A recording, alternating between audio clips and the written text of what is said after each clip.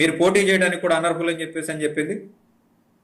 So blind గా ఏదైతే central government proposed policies ఉన్నాయో వాటిల్ని రాష్ట్ర ప్రభుత్వాలు ముందుకు తీసుకెళ్తే సుదూర తీరాల్లో మనకు వచ్చేటువంటి ఇబ్బందులు ఇవి అనేది మనం గమనించాలి. ఏంటి రాధా గారితో ఏదో మీటింగ్ అయిందట, ఆయనకి ఏదో ఒక బంపర్ ఆఫర్ వస్తున్నదట, మీ దాకా వచ్చిందా? మీరు అక్కడ వాస్తవులే కదా వంగవీటి రాధా గారు. సార్ సుమారుగా 15 నెలల నుంచి వింటున్నాం సార్, రాధా గారికి ఇదిగో అది ఇస్తున్నారు. ఇప్పుడు వర్కింగ్ ప్రెసిడెంట్ ఈయన అయ్యారు కదండి, వర్కింగ్ ప్రెసిడెంట్ అయ్యారు కాబట్టి మేబీ అదే ప్రమోషన్ గా తీసుకోవాలేమో కానీ రాధా గారికి పదవి ఇచ్చేటువంటి పరిస్థితి అయితే ఇప్పుడున్నటువంటి పరిస్థితుల్లో కనిపించడం లేదు. ఎందుకంటే ఇక్కడ క్యాస్ట్ ఈక్వేషన్స్ కూడా పనిచేస్తూ ఉంటాయి కదా.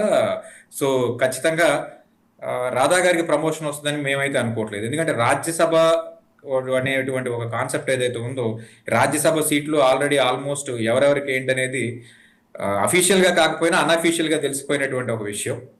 సో ఖచ్చితంగా రాజ్యసభ రేసులో రాధా గారు లేరు, అల్లు అరవింద్ గారు లేరు, లేకపోతే ఇంకా జనసేన పార్టీ నుంచి ఎవరెవరో పేర్లు చెప్తున్నారు, సాక్షాత్ నాగబాబు గారికి రాజ్యసభ అన్నారు, అది కూడా లేదు. అలాంటి కార్యక్రమాలు ఏమీ లేవు. రాధా గారిని కేవలం బుజ్జగించడానికి మాత్రమే ముఖ్యమంత్రి గారు పిలిచారనేది నాకున్నటువంటి వ్యక్తిగతమైన సమాచారం. Okay, right. రేణుకా